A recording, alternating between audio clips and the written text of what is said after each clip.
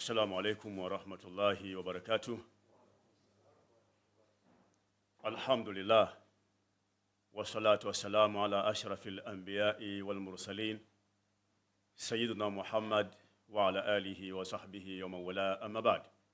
Ndugu zangu, awali ya yote tunabudi kumshukuru Allah subhanahu wa ta'ala, sambamba na kuziomba ziada rehma zimwendee mtume wetu Muhammad sallallahu alayhi wa sallam.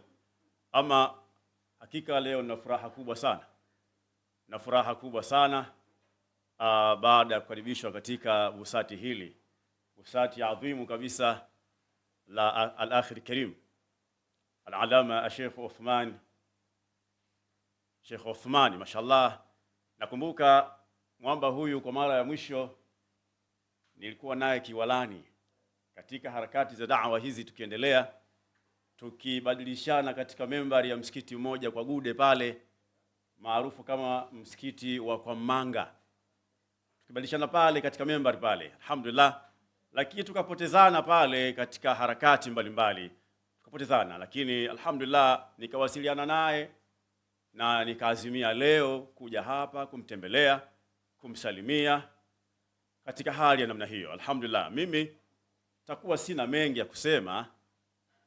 Zaidi ni kwamba ni kumshukuru Allah, na kila mmoja achukue kama ni fursa baada ya Allah kumsaidia na kumjalia mpaka muda huu bado pumzi zako zinafanya kazi.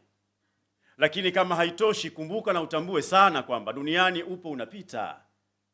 Walikuwepo watu wameishi duniani, walikuwa na mipango mingi sana, lakini subhana, yeye ndio mwenye siri dhidi ya mipango yao. Ilipofika muda mipango yao haijatimilia, maazimio yao hawajatimiza, Allah alitimiliza la kwake. Vipi wewe ndugu yangu akhil fadhil, bado umejisahau katika dunia hii? Unahisi bado upo, unahisi bado na mipango yako itatimilia, lakini la, mipango yako haiwezi kutimiliya. Yawezekana laala baada ya asili, inawezekana kesho, inawezekana kesho kutwa ukawa ni wewe miongoni mwa wale ambao kwamba wanapelekwa katika nyumba ya giza. Nini ambacho kwamba unakwenda kukiandaa? Niseme haya katika busati hili adhimu kabisa, iwe ni moja ya sehemu ya sababu ya kwamba busati hili lilitoa ukumbusho, kuwakumbusha watu kunako habari ya safari yao ya kuelekea akhera. Mwanadamu na vituo vyake 7 akielekea akhera. Kituo hiki ni kituo cha 3. Tuko hivi sasa. Ni kituo pekee cha kufaulu, ni kituo pekee cha kufeli. Endapo utafanya mazuri ambayo Allah ameyatangaza kwayo, utafaulu. Lakini kama utakwenda kinyume chake, ukafanya ambayo kwamba nafsi yako inapenda, hapa ndo pa kufeli. Na ukifeli hapa hakuna correction. Uwanja wa correction hakuna. Ndugu zangu, busati hii iwe ni sababu ya kutusaidia sisi kuweza kunyoosha nyoyo zetu, iwe ni sababu ya kutoka salama, iwe ni sababu pumzi zetu zitusaidie kusalimika kwa Allah, na isiwe kinyume chake. Pumzi alokuachia Allah leo hii, muda huu, afya hiyo yako ulokuwa nayo sasa hivi, bwana, sio bure bure. Afya hii Allah amekupatia ikiwa na dhamira njema sana. Vipi utaitumia ili kusaidie kukuokoa na sio kivingine katika hali ya kukuharibia katika kukutana na Mola wako?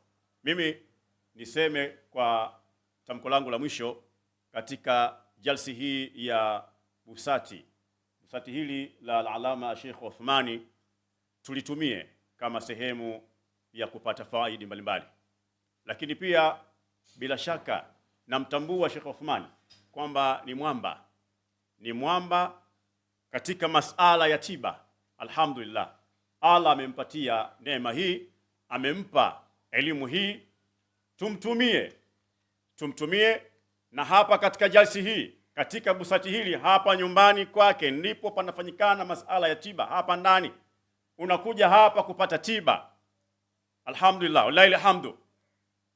Mimi namfahamu vizuri Sheikh Uthmani, namfahamu vizuri namna taaluma yake ya tiba aliyokuwa nayo, lakini pia mimi mwenyewe pia katika taaluma zangu nilizozisoma pia nimekwenda nikapiga goti nikasoma kwake. Alhamdulillah, asaliwe bwana mtume. Nimekwenda kwake nikasoma pale katika maalumati mbalimbali, alhamdulillah, kwa huruma yake Mola Mlezi. Elimu ya tiba iko pale, ipo kwa Sheikh Uthmani. Njoo sasa uweze kupata tiba, uweze kujulikana tatizo lako. Leta tatizo lako sasa katika jalsi hii, ili uweze kupata manufaa makubwa, uondokewe na maradhi, uondokewe na dhiki, uondokewe na shida, uondokewe na matatizo mbalimbali. Usihisi kwamba umeshindikana, la, hapana, usikate tamaa.